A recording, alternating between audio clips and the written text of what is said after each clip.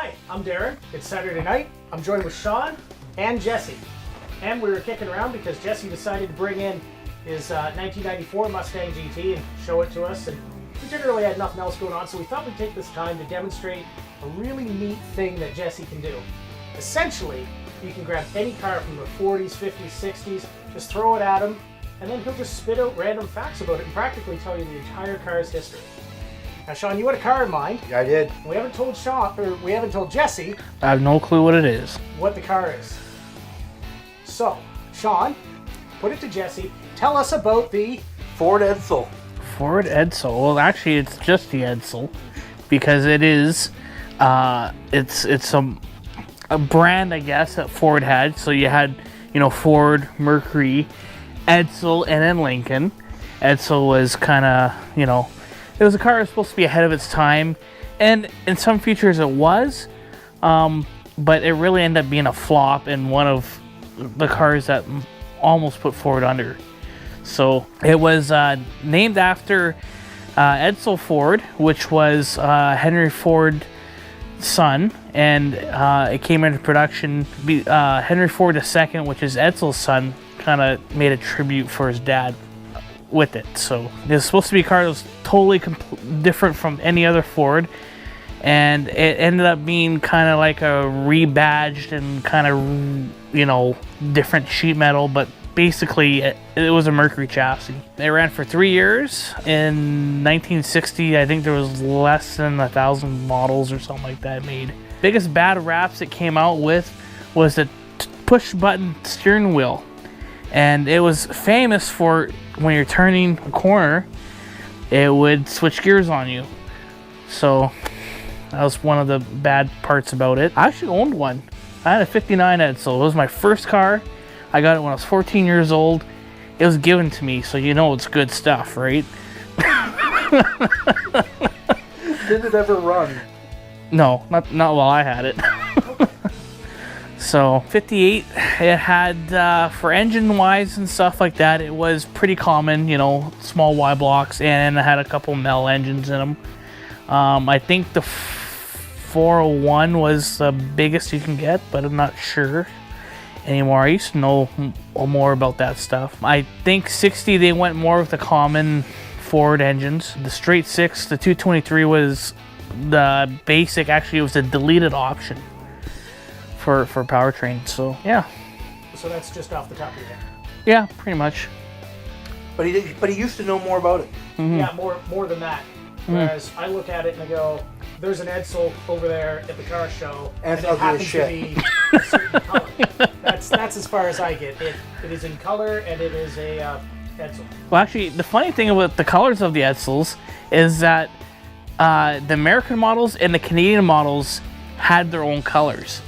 So it was totally different colors between the American models and the Canadian models. So were they the same shades and had different names? Some were, but some were different shades and different names. So, but you could get an option for tissue, pop-up tissues for underneath the tray, underneath the dash. That was pretty cool. Tissues. Yeah, it kind of had like a swing arm with a tissue box holder and. What was that sound? Okay. Yep. So, I don't know how long we've been running for, but that's just like, he doesn't have his phone. That's stuck in his head.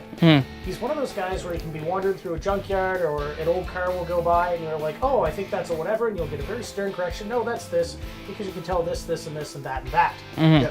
Oh, that must be a 69. No, that's a 68. That runs the different tail light. Okay. Yeah. So I have no idea how you do it. I have to go look at books. Jesse here just looks at it and spits out all sorts of data. Funny thing about taillights on the Edsel, the 59 taillights on an Edsel were actually leftovers of the Lincoln Continental in 58. And there's another Edsel fact for you. Are there any other Edsel facts that you can readily think of? I don't know. So if we were to call this a wrap and say, well, that's about the end of it. Hopefully that helps you out, I guess. How would that help anybody? It's Edsel. So anyway, this is something Jesse does all the time. we'll be in the middle of a discussion, and suddenly we'll get the Encyclopedia Britannica of the 40s, 50s, and 60s North American built cars. And it's not just like Ford brand either. No. What's another random car you know about? The most obscure thing that you can think of. You've seen one of them driving in your life. I don't know. I've seen lots of stuff like that. So. How about the Rambler? I don't know much about the Rambler. Right. I know they came out with the Scrambler in like '64, but The Rambler Scrambler? yeah, the Rambler Scrambler. Well, it is. Well, basically, the Scrambler was an S in front of it, so it was, the compact, mid-size, family car.